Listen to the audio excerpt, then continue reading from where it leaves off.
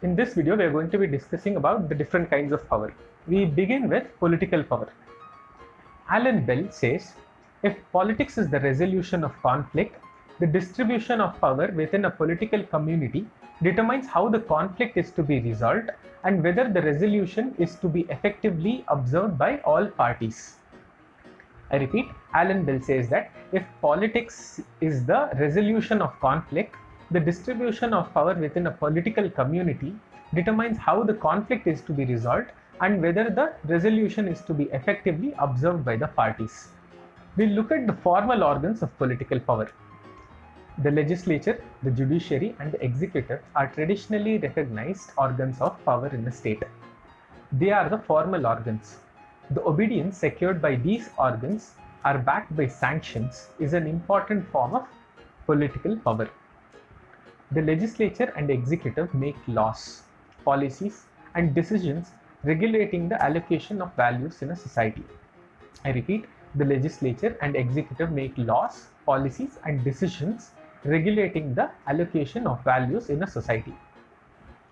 Informal organs of political power not only take the form of political parties in power and an opposition, but also a large number of transnational companies, pressure groups, public opinion, and popular movements. I repeat, informal organs of political power not only take the form of political parties in power and an opposition, but also a large number of transnational companies, pressure groups, public opinion, and popular movements. We will next look at ideological power.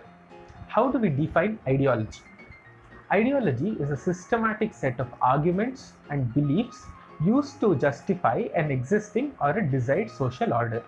I repeat, ideology is a systematic set of arguments and beliefs used to justify an existing or desired social order. Political ideology provides legitimacy to the ruling classes and helps them to maintain their stranglehold on political power. Alan Bell, in his book on ideology and political values, says, individuals are prepared to fight for causes, often realistically hopeless causes, or undergo ill treatment and torture in the belief that some political values are superior to others. We see this happen more often in the society than not, where Alan Bell is saying that individuals are prepared to fight for causes, often realistically hopeless causes, or undergo ill treatment and torture in the belief that some political values are superior to others. Ideology is often devoid of reason. It picks up certain convenient formulae and elevates them to the level of absolute truth by exploiting people's sentiments.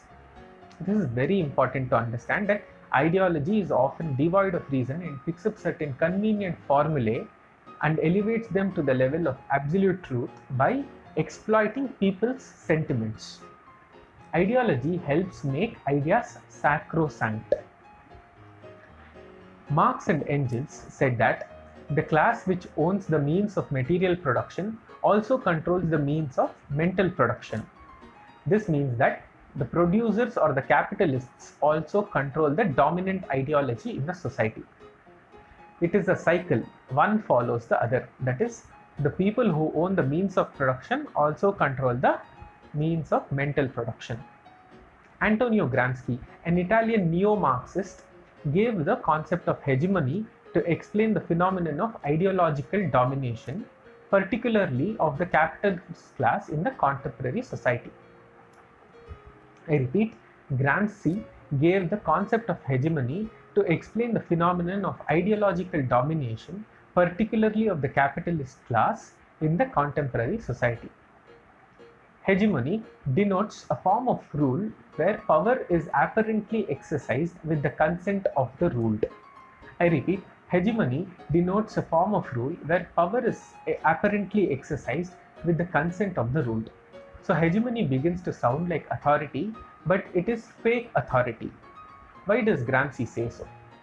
Hegemony refers to the ability of the ruling classes to create a web of beliefs of institutions as well as social relations which are projected as applicable to all parts of the society.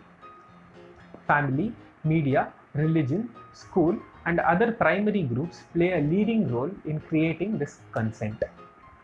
I repeat, hegemony refers to the ability of the ruling classes to create a web of beliefs of institutions as well as social relations which are projected as acceptable to all parts of the society.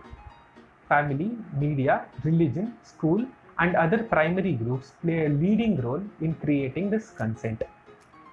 Force is used only when instruments of consent fail to work. I repeat, force is used only when instruments of consent fail to work. Gramsci's idea of hegemony comes close to the concept of power, falsely wrapped to look like authority.